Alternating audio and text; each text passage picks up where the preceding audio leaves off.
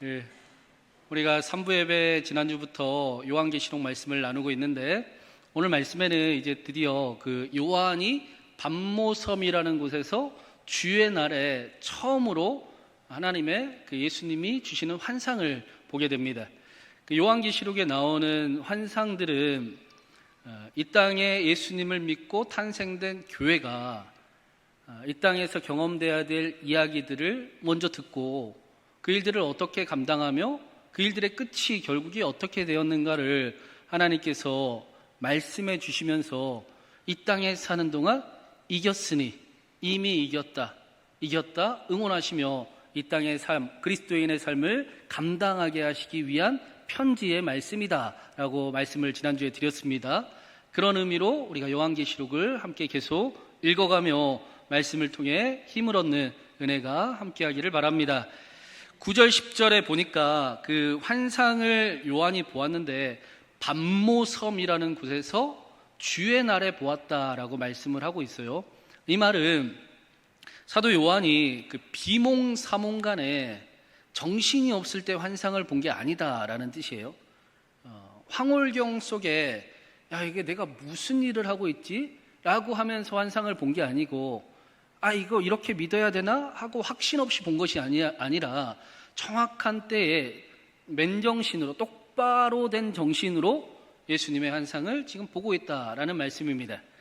주의 날이라는 것은 구약 성경에 보면 하나님의 구원이 임하는 날입니다. 그런데 하나님의 구원이 임하려면 먼저 심판이 임해야 구원이 임할 수 있습니다. 내가 누구인지를 분명히 알아야, 내가 어떤 존재인지를 정확히 아는 심판이 경험돼야 예수 그리스도의 구속이 얼마나 큰 은혜인지를 아는 구원이 누리워지게 되는 겁니다. 심판 다음에 구원이 따라오는 날, 그날을 주의 날이라고 말씀하는 거예요. 근데 이 날은 이미 정해진 날입니다. 과거형이에요, 사실은. 그래서 하나님의 심판과 구원이 임하는 날이 아니라 하나님의 심판과 구원이 임했던 날, 예수 그리스도께서 이 땅에 오시고 3일 만에 부활하신 그날, 우리가 주일이라고 지키는 그 주의 날이 바로 하나님의 심판과 구원의 은혜가 나타나는 날입니다.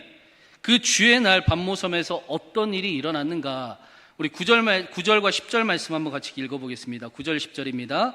나 요한은 너희 형제요 예수의 환난과 나라와 참음에 동참하는 자라.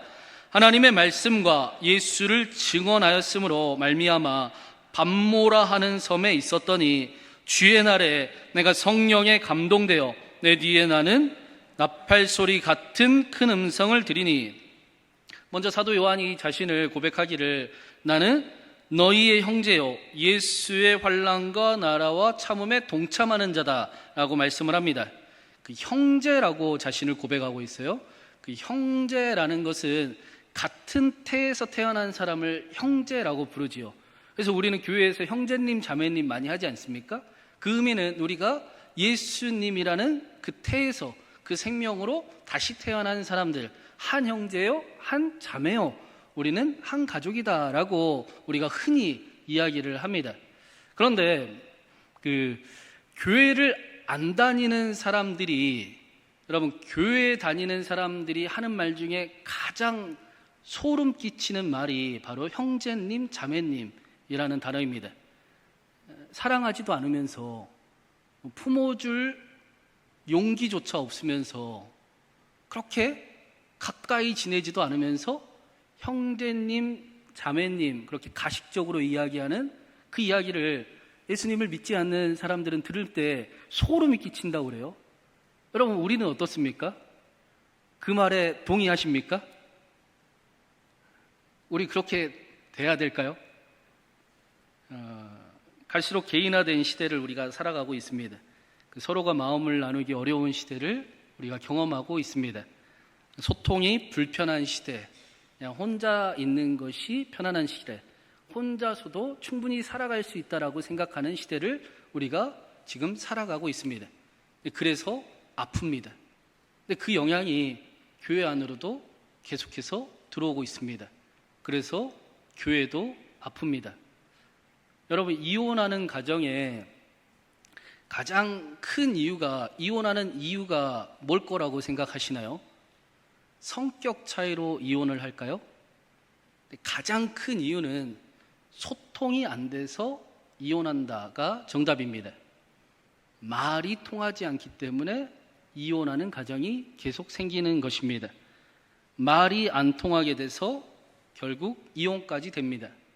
서로의 말이, 서로 말을 하는데 서로가 무슨 말을 하는지 알아듣지는 못해요. 남편은 남편대로의 이야기를 하고 아내는 아내대로의 이야기를 하는데 서로가 말을 알아들을 수가 없습니다. 그래서 결국 마지막에 하는 이야기는 당신이랑은 말이 안 통해. 그러고 헤어진대요. 저는 그래서 개인화되어가는 이 시대에, 소통이 불편한 이 시대에 교회가 그래서 더욱 필요하다라고 믿습니다.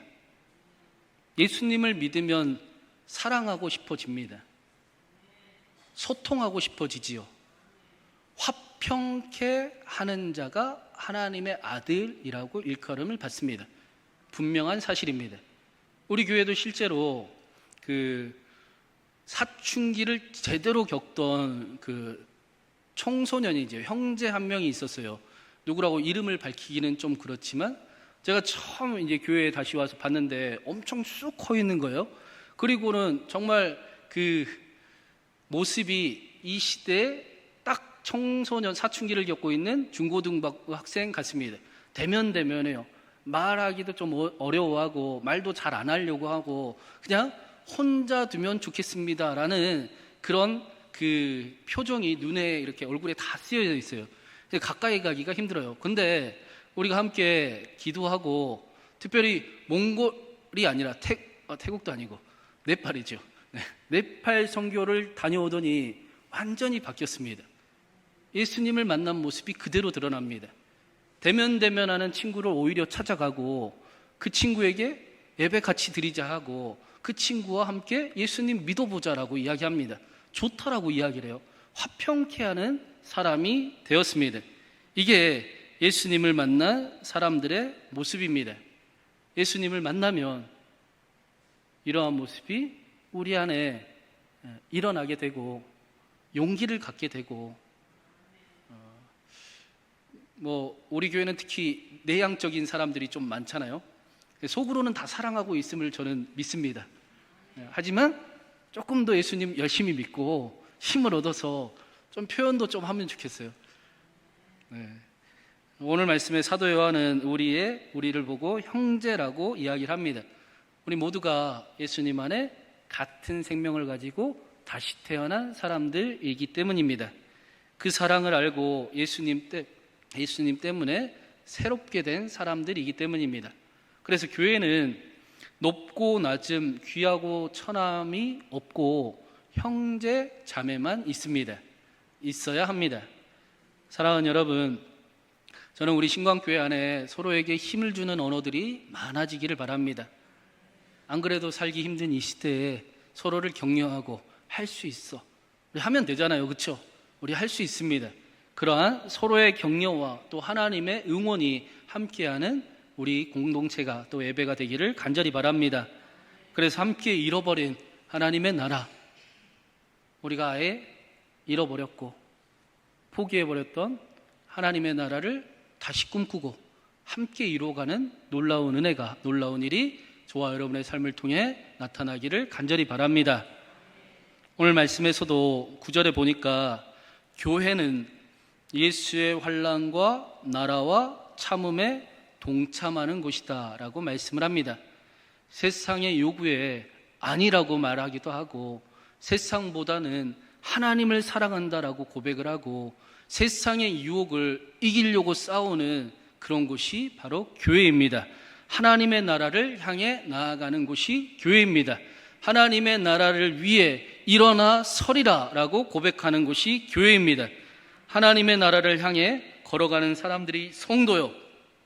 그 길이 힘들고 어려워도 문제가 있어도 참고 인내하는 사람들을 보고 그리스도인, 예수님을 따라가는 사람들, 예수님을 닮아가는 사람들이라고 성경은 부릅니다.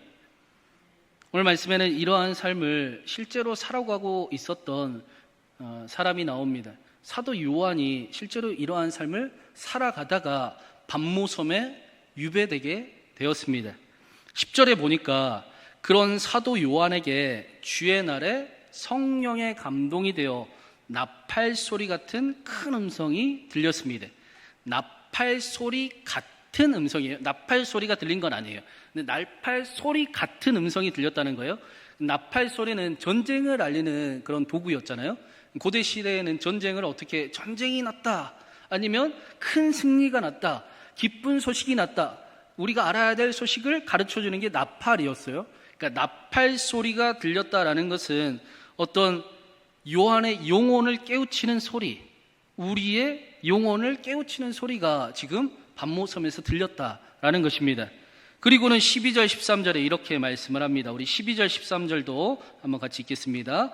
몸을 돌이켜 나에게 말한 음성을 알아보려고 돌이킬 때에 7 금 촛대를 보았는데 촛대 사이에 인자 같은 이가 발에 끌리는 옷을 입고 가슴에 금띠를 띠고, 어디서 사도 요한이 들리는가 몸을 돌이켜 봤더니 예수님이 계시는 거예요. 예수님이 어디에 계시느냐, 7 금 촛대 사이에 계시대요. 20절 말씀에 보면 이 7 금 촛대가 7 교회다라고 말씀을 합니다. 그러니까 교회와 교회 사이에 예수님이 계신다라는 거예요. 여러분, 교회는 어디입니까? 교회가 어디 있어요? 여기? 여기는 어디예요? 여기 교회, 그쵸? 교회와 교회 사이에 예수님이 앉아 계시더라. 그것을 요한이 보았다라고 말씀하는 겁니다. 이 사도 요한의 환상을 이렇게 정리를 한번 해보겠습니다. 주의 날, 우리가 주일이라고 부르는 그날에 성도들이 앉아서, 교회가 앉아서 예배를 드리고 있습니다. 그런데 그 교회와 교회 사이에 예수님이 함께 앉아 계십니다. 이 모습은 지금 우리가 드리는 예배의 모습과 완전히 정확히 일치합니다. 그치요? 우리의 모습과 정확히 일치해야 합니다. 많은 사람들이 요한계시록 읽기를 굉장히 주저하잖아요. 이거 잘못 읽으면 어떡하지? 이해할 수가 없는데 그렇게 두려워하면서 요한계시록을 읽습니다. 그런데 사실은 우리의 예배가 그러한 자세와 모습과 느낌으로 드려져야 하는 것입니다. 하나님을 만나는 자리, 하나님께 드리는 예배, 하나님의 말씀이 들리는 예배, 우리에게 심판과 구원이 동시에 임하여 우리의 영혼을 새롭게 하는 예배. 그래서 누구보다 진지하게 정성스럽게 하나님을 대하는 것처럼 그렇게 마음을 다해서 드리는 예배, 신령과 진정으로 드리는 자를 찾으시는 그 하나님을 기쁘게 하는 예배를 우리가 드려야 하는 것입니다. 우리의 예배가 그런 예배가 되기를 바랍니다. 우리가 날마다 드리는 이 예배가 하나님 앞에 그렇게 드려지고 하나님을 만나고 우리의 영혼이 새롭게 되고 하나님의 은혜가 경험되는 이 예배가 되기를, 저와 여러분이 되기를 주님의 이름으로 축원합니다. 오늘 말씀에는 우리가 반드시 그렇게 예배해야 되는 이유를 말씀을 해주고 있습니다. 그것은 그 사도 요한이 보았던 예수님의 모습 때문이에요. 우리 14절부터 16절까지도 한번 읽어보겠습니다. 14절부터 읽습니다. 그의 머리와 털의 희기가 흰 양털 같고 눈 같으며 그의 눈은 불꽃 같고 그의 발은 풀무불에 단련한 빛난 주석 같고 그의 음성은 많은 물소리 같으며 그의 오른손에 7 별이 있고 그의 입에서 좌우에 날성검이 나오고 그 얼굴은 해가 힘있게 비치는 것 같더라. 사실 요한계시록에 이런 말씀들, 구절들이 우리를 좀 힘들게 하지요. 이해되지 않는 말씀인 것 같잖아요. 근데 예수님의 모습을 이렇게 문자적으로 보면 예수님의 눈이 불꽃 같아요. 그리고 예수님의 입에는, 혀에는 날성검이 있다고 합니다. 예수님의 발은 엄청난 강한 굳센 주석 같은 그런 모습을 하고 있습니다. 예수님의 목소리는 많은 물소리 같고 입에서 날성검이 나옵니다. 얼굴은 태양이 비치듯이 힘있게 비치고 있습니다. 사실은 이 말씀이 이해하기 어렵게 보이지만 다니엘서에 이미 나와 있던 말씀입니다. 우리 다니엘서 10장 6절 말씀 한번 읽어보겠습니다. 앞에 띄워드릴게요. 한번 읽겠습니다. 그의 몸은 놋주석같이 빛나고 그의 얼굴은 번갯불같이 환하고 눈은 횃불같이 이글거리고 팔과 발은 빛나는 놋새처럼 번쩍였으며 목소리는 큰 무리가 지르는 소리와 같았다. 이 말씀이 이미 다니엘서에 예언되었던 말씀입니다. 어떤 말씀이냐? 다니엘을 일어나게 했던 분을 말씀합니다. 다니엘을 다시 일어나게 하여 놀라운 하나님의 사람으로 살아가게 했던 분, 그분이 바로 예수 그리스도이셨다라는 사실을 요한계시록이 우리에게 보여주는 것입니다. 이 말씀을 그래서 문자적으로 볼 게 아니라 예수님의 눈이 불꽃 같대요. 그 말씀은 우리를 꿰뚫고 계신다는 거예요. 여러분, 우리가 무슨 생각을 하고 계시는지 예수님은 다 알고 계십니다.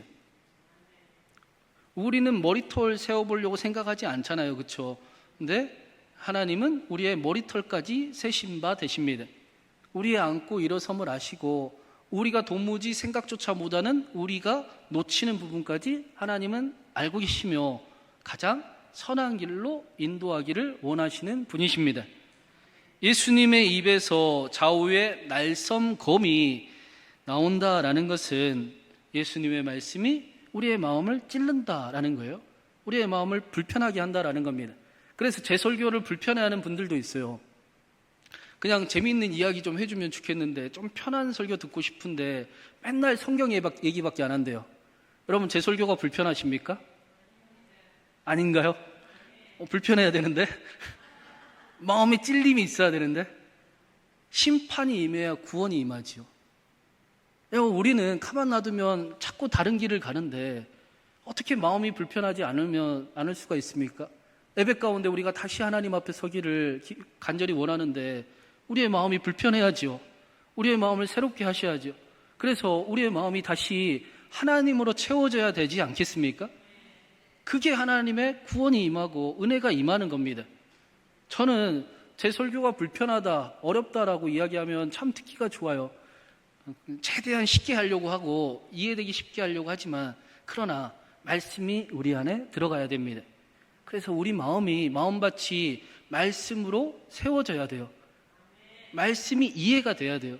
그래야 그 말씀이 남아있어서 우리가 자꾸 결길로 가려던 그 습관들을 다시 데려오게 하고 우리의 삶을 조율해 주심을 우리가 경험하게 되는 것입니다. 말씀이 능력이 있기 때문입니다. 설교자의 설교가 능력이 있는 게 아니에요. 말씀이 능력이 있는 것입니다. 하나님의 말씀이 우리에게 축복입니다. 그래서 이 환상을 보았을 때 요한의 반응이 어땠는가 보십시오. 17절에 이렇게 말씀합니다. 우리 마지막으로 17절도 읽겠습니다. 내가 볼 때에 그의 발 앞에 엎드려져 죽은 자 같이 되매 그가 오른손을 내게 얹고 이르시되 나는 처음이요 마지막이니.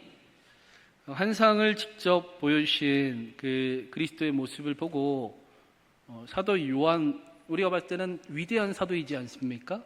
그 요한조차도 엎드려 죽은 자와 같이 되었습니다. 그것이 우리의 현실이기도 합니다. 하나님을 만난 사람의 공통적인 반응은 화로다, 나여 망하게 되었구나. 내가 다시 하나님께로 돌아가야겠구나. 하나님을 찾는 고백이 나타나게 되어 있습니다.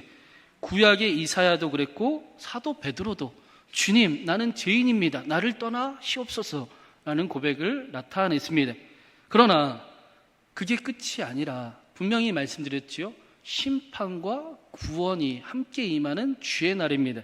예수님께서는 오늘 말씀해 보니까 요한의 어깨에 손을 얹으시면서 두려워하지 말라라고 말씀하십니다. 여러분, 두려워하지 마십시오. 그러나 하나님은 우리 편이십니다. 하나님이 여전히 저와 여러분을 사랑하고 계십니다.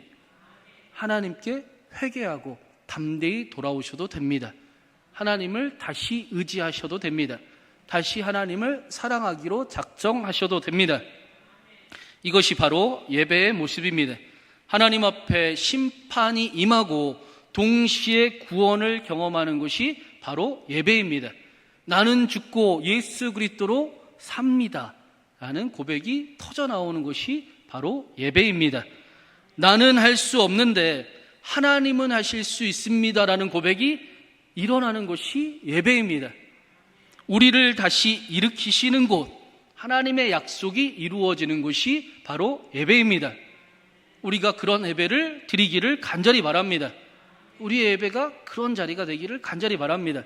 그래서 이 예배의 주일에 하나님 앞에 나와 다시 힘을 얻고 저문을 나갈 때는 하나님과 함께 하나님, 내가 다시 그리스도인으로 한번 살아보겠습니다. 내가 비록 연약하고 부족함이 많지만 다시 하나님의 꿈 꿔봅니다. 하나님, 나와 함께 그 꿈 이루어 주시옵소서. 그렇게 한 주를 살고 또 돌아와 하나님 앞에 힘을 얻고 그렇게 살아가는 게 그리스도인의 삶입니다. 그러니 어찌 예배를 가볍게 드릴 수 있겠습니까? 그러니 어찌 예배를 쉽게 빠질 수 있겠습니까? 예배하지 않으면 비참하게 하나님 나라를 잃어버린지도 모르고 살아갈 수밖에 없는 것이 우리의 현실임을 여러분 기억하시기를 바랍니다. 요즘에 그 파리 올림픽으로 한창 뜨겁습니다. 여러분 그 올림픽 보십니까? 저는 TV는 못 보고 이렇게 핸드폰으로만 보는데 재밌어요. 그렇죠?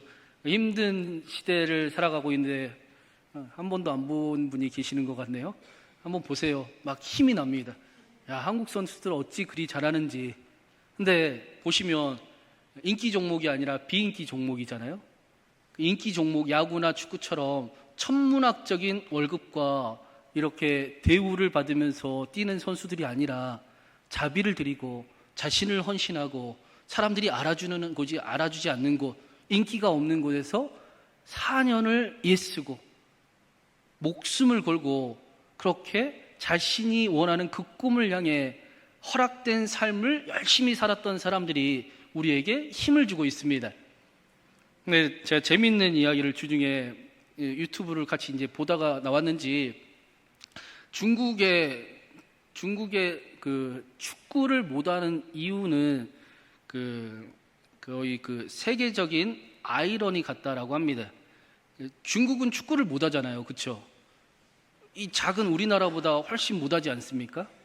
근데 원래 그 수치상으로는 메시 같은 인물이, 사실은 메시 같은 재능을 가진 사람이 20만 명 중에 한 명은 나올 수밖에 없대요. 그러니까 중국에는 그 14억이 넘는 그 인구 중에 메시 같은 사람이 엄청 많을 거라는 거죠. 그런데 중국이 그 축구를 못해요. 세계 불가사의래요. 근데 중국에 메시 같은 인물이 없을까요? 있대요. 있는데 메시가 탁구를 치고 있대요. 좀 웃어주시면 안 됩니까? 메시가 자기의 재능을 모르고 다른 곳에 다른 만남을 살고 있다라고 합니다. 성경도 이와 비슷한 얘기를 우리에게 하죠. 하나님을 만나야 될 인생들이 하나님을 잃어버리고 여전히 외롭고 불안하고 두려움 가운데 수고하고 살아가고 있다. 하나님을 만나는 자는 그의 재능과 그의 지식과 그의 학벌과 그의 가문과 상관없이 하나님의 놀라운 영광과 일을 이루며 살아갈 것이다 라고 성경은 우리에게 말씀을 합니다. 여러분, 우리는 메시들입니다. 우리의 삶의 자리에 메시들이에요. 하나님을 꼭 만나시길 바랍니다. 저는 이 예배가, 저와 여러분의 예배가 하나님을 만나는 자리가 되기를 간절히 바랍니다. 하나님의 약속이 다시금 경험되는 이 자리가 되기를 바랍니다. 하나님께서 자신을 사랑하는 사람들을 어떻게 책임지시고 인도하시며 하나님의 그 은혜를 경험하는 삶이 저와 여러분 가운데 함께하기를 간절히 바랍니다. 곤란한 일을 만났을 때도, 연약함 가운데도, 문제들 가운데도 두려워하지 말라. 내가 너와 함께함이라 라고 말씀하시는 그 하나님과 다시 일어남을 경험하는 이 예배가 되어서 저 문을 나아갈 때는 반드시 하나님과 함께 꿈을 꾸고 하나님의 일을 이루기를 소망하며 나아가는 저와 여러분 되기를 간절히 소망합니다. 처음이요 마지막이요 모든 것의 모든 순간에 주인 되시는 예수 그리스도께서 하나님의 은총과 하나님의 평강과 하나님의 축복과 하나님의 응답으로 저와 여러분을 도우시고 동행하시길 주님의 이름으로 축원합니다.